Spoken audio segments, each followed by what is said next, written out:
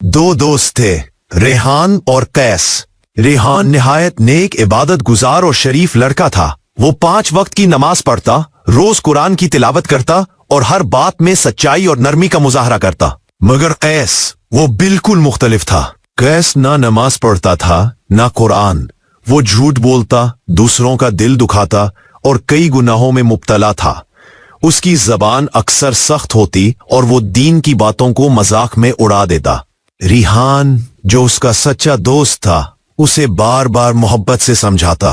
कैस, नमाज दिल को पाक करती है, कुरान जिंदगी का रास्ता दिखाता है और गुनाह सिर्फ वक्ती खुशी देते हैं मगर दिल को अंधेरा कर देते हैं। शुरू में कैस हंसता, बात टाल देता, मगर रेहान ने कभी सख्ती ना की, सिर्फ नरमी, खुलूस और दुआ।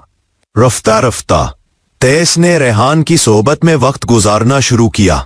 उसकी बातें, उसका अखलाक और उसका सुकून कैस को मुतासिर करने लगे। एक दिन कैस तन्हाई में बैठा और सोचने लगा, रेहान जैसा सुकून मेरे दिल में क्यों नहीं? शायद वो जो करता है वही असल रास्ता है। इसी दिन कैस ने पहला वुजू किया, पहली नमाज पढ़ी और दिल से तौबा की। वक्त के साथ वो भी रेहान की तरह नेक, इबादत गुजार और सच्चा मुसलमान बन गया।